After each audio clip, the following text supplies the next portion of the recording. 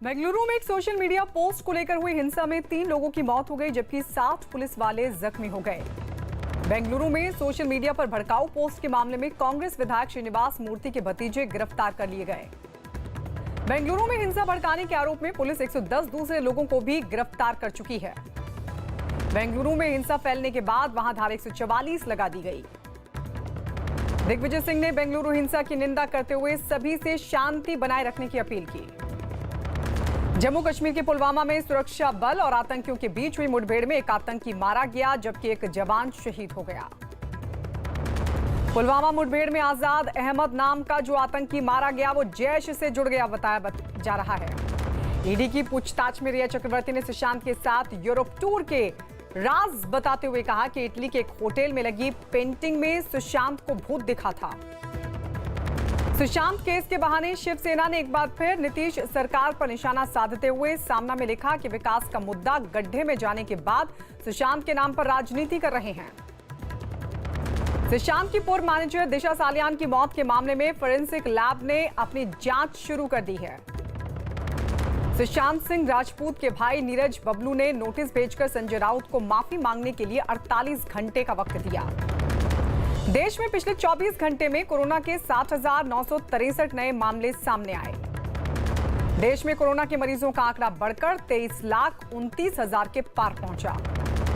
देश में कोरोना से होने वाली मौत का आंकड़ा बढ़कर 46,091 हुआ। एनजीटी यानी कि नेशनल ग्रीन ट्रिब्यूनल ने साफ कर दिया है कि जो राज्य कोरोना के समय मेडिकल वेस्ट डिस्पोजल नियम का पालन नहीं करेगा उस पर जुर्माना लगेगा।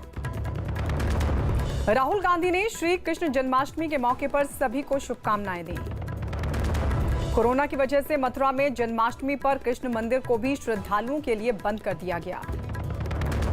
जम्मू कश्मीर में 16 अगस्त से सभी धार्मिक स्थलों को खोलने की इजाजत दे दी गई। दिल्ली से जयपुर पहुंचे सचिन पायलट के समर्थकों ने उनका जोरदार स्वागत किया और नारेबाजी की।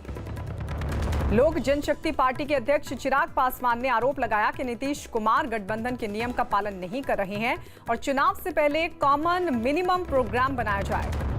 राजस्थान के जैसलमेर में कांग्रेस विधायक दल की एक बैठक हुई जिसमें विधायकों को सचिन पायलट और उनके समर्थकों के खिलाफ बयानबाजी से बचने की सलाह दी गई। सीएम अशोक गहलोत ने पायलट की नाराजगी दूर करने की कोशिश करने का दावा किया।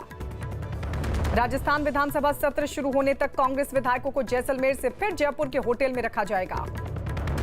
सचिन पायलट की कांग्रेस में वापसी पर समर्थकों ने टोंक में पटाखे फोड़कर जश्न मनाया। मुख्य न्यायाधीश को कुछ छात्रों ने एक चिट्ठी लिखी और सीबीएसई बोर्ड के 10वीं और 12वीं की कंपार्टमेंट परीक्षाएं रद्द करने की मांग की। दिल्ली में फर्जी पासपोर्ट के साथ एक चीनी नागरिक पकड़ा गया जिस पर हवाला कारोबार करने का भी आरोप है। दिल्ली के आरआर अस्पताल में भर्ती पूर्व राष्ट्रपति प्रणब मुखर्जी की हालत में कोई सुधार नहीं हुआ। नवी मुंबई में एमएनएस ने बिजली विभाग पर कुछ लोगों के बढ़े हुए बिल भेजने का आरोप लगाया और दफ्तर में तोड़फोड़ की। दिल्ली की रोहिणी पुलिस ने 3 हुक्का बार पर छापेमारी की और 100 से ज्यादा लोगों को पकड़ा। दिल्ली पुलिस ने 8 किलो हेरोइन के साथ एक आरोपी को गिरफ्तार किया। दिल्ली के सराय रोहिल्ला रेलवे स्टेशन पर एक मां अपनी नवजात को फेंक कर चली गई लेकिन बाद में पुलिस ने महिला को ढूंढकर उसकी बच्ची को सौंप दिया। केंद्र ने राज्यों को बाढ़ प्रभावित लोगों के घर तक राशन पहुंचाने का निर्देश दिया। श्री कृष्ण जन्माष्टमी के मौके पर दिग्विजय सिंह ने सभी को शुभकामनाएं दी। छत्तीसगढ़ में आईटीबीपी के 9 जवान समेत 313 लोग कोरोना पॉजिटिव पाए गए। कृष्ण जन्माष्टमी के मौके पर यूपी के सीएम योगी आदित्यनाथ ने गोरखपुर में पूजा अर्चना की। यूपी के शाहजहांपुर में पुलिस ने एक अवैध हथियार फैक्ट्री पर छापेमारी की और 2 तस्करों को गिरफ्तार किया। बिहार के छपरा में बाढ़ की वजह से एक मकान अचानक से गिर गया। गनीमत यह रही कि हादसे से पहले ही मकान को खाली करवा लिया गया था। देहरादून में बारिश का पानी भरने से नाराज कुछ लोगों ने विधायक हरबंश कपूर का घेराव किया। रायपुर में पेट्रोलिंग के दौरान शराब पीने के आरोप में 2 पुलिस वालों को निलंबित कर दिया गया। यूपी के अलीगढ़ मुस्लिम विश्वविद्यालय में कुछ लोगों पर एक अधिकारी से मारपीट का आरोप लगा। यूपी के बागपत में बीजेपी नेता संजय खोखर की सैर के दौरान हत्या कर दी गई जिसके बाद वहां के एसएचओ को निलंबित कर दिया गया। कानपुर में पुलिस पर हमला करने के एक फरार आरोपी को चित्रकूट से पकड़ लिया गया। उत्तराखंड में हो रही तेज बारिश से केदारनाथ के पास गुप्तकाशी में एक 4 मंजिला इमारत गिर गई। देहरादून में 2 दिनों से हो रही भारी बारिश से मसूरी जाने वाली सड़क टूट गई। उत्तराखंड के रुद्रप्रयाग में बारिश से केदारनाथ जाने वाली एक सड़क धंस गई। मध्य प्रदेश सरकार 15 अगस्त को राज्य की जेलों में बंद 244 कैदियों को रिहा करेगी। यूपी के मऊ में पुलिस ने बीएसपी विधायक मुख्तार अंसारी के करीबी उमेश सिंह की 6 करोड़ से ज्यादा की संपत्ति को जब्त कर लिया। जम्मू कश्मीर के कुपवाड़ा से पुलिस ने एक आतंकी और उसकी मदद करने वाले 4 लोगों को पकड़ लिया। यूपी के बुलंदशहर में हुई छात्रा सुदीक्षा की मौत मामले की जांच एसआईटी को सौंप दी गई। दिल्ली के पास गुरुग्राम में शराब पार्टी करने के आरोप में करीब 32 लड़कों और लड़कियों को पुलिस ने पकड़ लिया।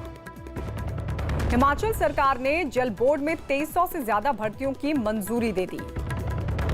मुंबई के कुलाबा पुलिस थाने में बीजेपी के कई नेताओं के खिलाफ केस दर्ज कर लिया गया। इन नेताओं पर कुछ दिन पहले बिजली बिल के विरोध में प्रदर्शन के दौरान बदसलूकी का आरोप है। यूपी के शाहजहांपुर में मेडिकल की एक छात्रा ने कॉलेज प्रशासन पर धमकाने का आरोप लगाया और छत से कूदकर आत्महत्या की कोशिश की। मुंबई के पास ठाणे में एक अस्पताल की दवा दुकान में आग लग गई, जिसके बाद वहां भर्ती 4 कोरोना मरीजों को दूसरे वार्ड में शिफ्ट कर दिया गया। यूपी के हरदोई में पुलिस ने 3 बदमाशों को गिरफ्तार कर उनके पास से लूट का सामान जब्त किया। यूपी के बहराइच में बिना मास्क लगाए लोगों का चालान काट रहे थानाध्यक्ष का एसपी ने 100 रुपए का चालान काटा। भीम आर्मी के नेता चंद्रशेखर ने बिहार में सभी विधानसभा सीटों पर चुनाव लड़ने का ऐलान किया। श्री कृष्ण जन्माष्टमी के मौके पर मायावती ने सभी को शुभकामनाएं देते हुए कोरोना के नियम पालन करने की अपील की। पंजाब के लुधियाना में वेतन में कटौती से नाराज रोडवेज में कॉन्ट्रैक्ट पर काम करने वाले कर्मचारियों ने प्रदर्शन किया। छत्तीसगढ़ के बिलासपुर में बीजेपी कार्यकर्ताओं ने हवन किया और पार्टी के नेता धर्मलाल कौशिक के कोरोना से जल्द ठीक होने की कामना की। मौसम विभाग ने मुंबई समेत महाराष्ट्र के कई इलाकों में 15 अगस्त तक भारी बारिश की चेतावनी दी। मणिपुर में कांग्रेस ने 6 विधायकों ने विधानसभा अध्यक्ष को अपना इस्तीफा सौंप दिया। दिल्ली और मुंबई समेत 6 शहरों से उड़ानें अब 31 अगस्त तक कोलकाता नहीं जा सकेंगी, क्योंकि राज्य सरकार ने वहां इन जगहों से आने वाले विमानों पर रोक 15 दिन और बढ़ा दी है। विशाखापट्टनम में पुलिस ने 2 दुकानों में छापेमारी कर काफी मात्रा में शराब जब्त की। सोमू वीर्राजू ने आंध्र प्रदेश बीजेपी अध्यक्ष पद का जिम्मा संभाल लिया। उत्तराखंड के सीएम ने एम्स ऋषिकेश में हेलीकॉप्टर एम्बुलेंस उतारने के लिए एक हेलीपैड का उद्घाटन किया, जिससे दूर दराज के बीमार लोगों को लाने में आसानी होगी। पश्चिम बंगाल के दक्षिण 24 परगना में टीएमसी कार्यकर्ताओं के 2 गुट आपस में भिड़ गए। सुशांत सिंह केस की जांच करने मुंबई पहुंचे बिहार पुलिस के 5 अधिकारियों के खिलाफ बांद्रा पुलिस स्टेशन में शिकायत की गई। मिजोरम सरकार ने पेट्रोल पंप पर हर गाड़ी के लिए तेल भरवाने की समय सीमा तय कर दी और सरकार ने यह फैसला इसलिए किया ताकि कोरोना संकट में डीजल पेट्रोल की किल्लत से बचा जा सके। बिहार के सीएम नीतीश कुमार ने जन्माष्टमी की बधाई दी, लेकिन कोरोना से भी बचकर रहने की सलाह दी। तेलंगाना में बीजेपी ने कुछ निजी अस्पतालों पर मरीजों से ज्यादा पैसे लेने का आरोप लगाया और कई जगहों पर प्रदर्शन किया। बीजेपी सांसद अनंत कुमार हेगड़े ने दावा किया कि बीएसएनएल के निजीकरण के बाद 88,000 कर्मचारी निकाल दिए जाएंगे। अमेरिका में डेमोक्रेटिक पार्टी की भारतीय मूल की कमला हैरिस उपराष्ट्रपति पद की उम्मीदवार होंगी। मैक्सिको में एक बस हादसे में 13 लोगों की मौत हो गई, जबकि 25 से ज्यादा लोग घायल हो गए। लेबनान की राजधानी बेरूत में हुए धमाके के विरोध में लोगों ने फिर संसद के बाहर हिंसक प्रदर्शन किया। न्यूजीलैंड में 102 दिनों बाद कोरोना के 4 केस मिले, जिसके बाद ऑकलैंड में फिर सख्त लॉकडाउन लागू कर दिया गया। यूरोपियन यूनियन ने भारत, नेपाल और बांग्लादेश में बाढ़ पीड़ितों की आर्थिक मदद का ऐलान किया। इंडोनेशिया ने कोरोना के टीके का इंसानों पर ट्रायल शुरू किया। ब्राजील में अमेज़न के जंगलों में भड़की आग अब शहरी इलाकों और खेतों तक जा पहुंची। पाकिस्तान में लाहौर की एक मस्जिद में गाना शूट करने की इजाजत देने वाले 2 अधिकारियों को सस्पेंड कर दिया गया। इस वीडियो में काम करने वाली अभिनेत्री सबा कमर को जान से मारने की धमकी भी दी गई। खबर है कि बेलारूस में राष्ट्रपति का चुनाव हारने वाली विपक्ष की उम्मीदवार स्वेतलाना देश छोड़कर फरार हो गई, क्योंकि उन्हें वहां बदले की कार्रवाई का डर सता रहा था। रूस के एक गैस स्टेशन में धमाका होने से 12 से ज्यादा लोग जख्मी हो गए। हांगकांग में एक अखबार के संस्थापक समेत 7 लोगों को नए सुरक्षा कानून के तहत गिरफ्तार कर लिया गया। WHO ने चेतावनी जारी करते हुए कहा कि रूस की बनाई कोरोना वैक्सीन के बारे में उन्हें जानकारी नहीं है, लिहाजा वैक्सीन लेने में जल्दबाजी ना की जाए। खबर है कि रूस के बाद अब चीन भी जल्द ही कोरोना वैक्सीन बना लेने की घोषणा कर सकता है।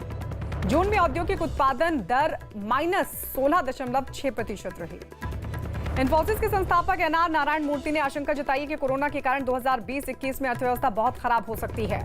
हॉकी खिलाड़ी मनदीप सिंह को कोरोना से तबियत बिगड़ने के बाद बेंगलुरु के अस्पताल में भर्ती करवाया गया। हार्दिक पांड्या ने सोशल मीडिया पर एक वीडियो शेयर किया जिसमें वो कसरत करते दिखाई दिए। कोरोना की वजह से लंका प्रीमियर लीग फिलहाल टल गया है। श्रीलंका में विदेशी खिलाड़ियों के क्वारंटीन के नियमों की वजह से इस टूर्नामेंट को टालने का फैसला हुआ।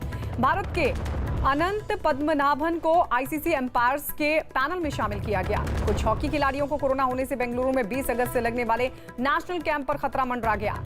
रमीज राजा ने सरफराज अहमद को टेस्ट क्रिकेट से संन्यास लेने और वनडे पर ध्यान देने की सलाह दी। नवंबर में होने वाली मैड्रिड मैराथन को कोरोना की वजह से रद्द कर दिया गया। यूरोप कप में मैनचेस्टर यूनाइटेड और इंटर मिलान को अपने अपने मुकाबलों में जीत मिली और इसी के साथ दोनों टीमें टूर्नामेंट के सेमीफाइनल में पहुंची। जन्माष्टमी के मौके पर टीम इंडिया के पूर्व कप्तान एमएस धोनी का बांसुरी बजाने का एक वीडियो सामने आया। कोरोना से ठीक होने के बाद अभिषेक बच्चन ने सोशल मीडिया पर एक वीडियो शेयर किया, अपने प्रशंसकों को धन्यवाद दिया। मशहूर शायर राहत इंदौरी को इंदौर के कब्रिस्तान में सुपुर्द खाक किया गया। खबर है कि फेफड़ों के कैंसर से जूझे संजय दत्त जल्द ही इलाज के लिए विदेश